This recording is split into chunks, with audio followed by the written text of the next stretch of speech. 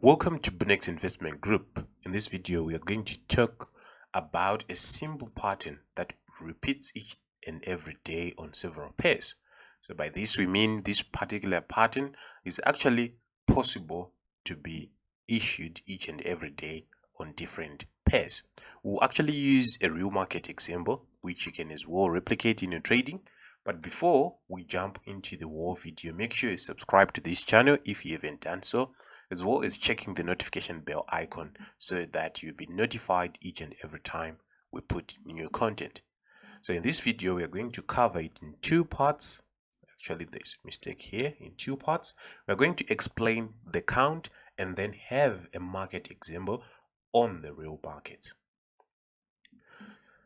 Before we jump into the whole video, we have an advanced course which can help you learn the full simplified market maker method, that is actually counting of levels up to getting to actually contact me directly and learn more. Use the link that I've left in the description box below to access and sign up this course. So the first topic is the count. By count, we mean counting the M15 levels. Therefore, we are going to be focusing only on the M15 for this particular repeatable pattern. So we know that a complete cycle has 3 levels of drop or rise. By that, we are saying for us to have a reversal, we need 3 levels like this and reverse, or in this case like this and reverse. If you've been following this channel for a long time, you'd know that this is the way that we find trades using this particular criteria. So after 3 levels, we expect to see a reversal at the 50% of the cycle. By that we mean after 3 levels have been issued like this, we expect to enter, right, and reverse towards 50% of the cycle. This cycle is 1, 2, and 3. So we'll be anticipating that a reverse will definitely last up to the 50% of the cycle. So counting of levels, especially on lower time frames like the M15, requires much chart time of practice. So you need more time to practice counting levels on these smaller time frames. You need to actually spend a lot of time actually to master this kind of market level counting.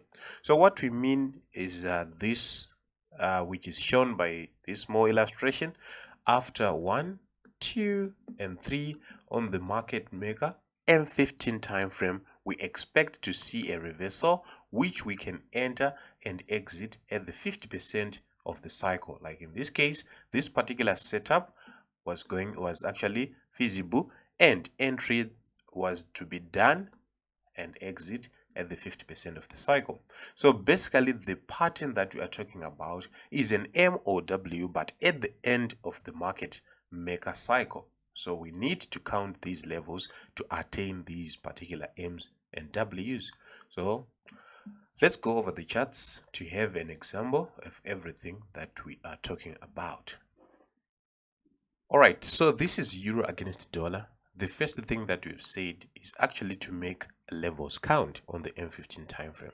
So this is an M15 time frame, and I'm going to be counting the levels so that you would see and understand what I mean.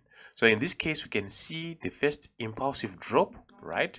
After that impulsive drop, the second impulsive drop like that, and then the last impulsive drop. So at the last level, that is where we expect to see a pattern. In this case, the pattern was actually issued and entry on the second leg towards 50% of the cycle, which is around this point. So 50% of this cycle was going to give us an exit point. Then if we look for another point, we need to see 3 levels of drop first, or 3 levels of rise first, before we actually look to enter the market. So in this case, we had the first level, right, consolidation, the second level, and then pull back, and we were issued the last level of the M15 time frame, like that. Then at the end, we expect to see a W. In this case, we were issued it as an multi-session W, where the first leg was actually in a different session to the second leg, and target at the 50% of this cycle. In this case, it was going to be hit at this point. So whilst it was moving, our count was actually going to continue.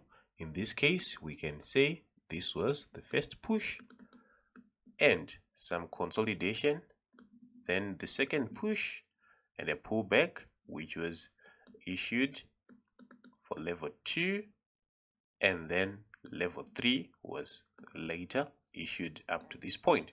Therefore, at that zone, that is where we expect another setup and exit at 50% of this cycle. This was first leg. Actually, we can say first leg and second leg, which actually occurred in the following session. And continuing, we can now see that this was now a spread out cycle where we had the first push, right? Then consolidation.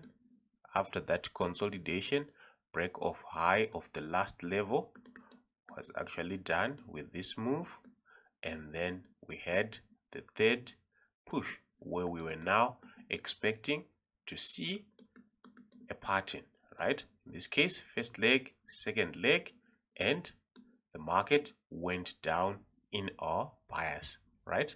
We start our count again. In this case, the market contracted again from the expansion phase. So this contraction phase, we had 1,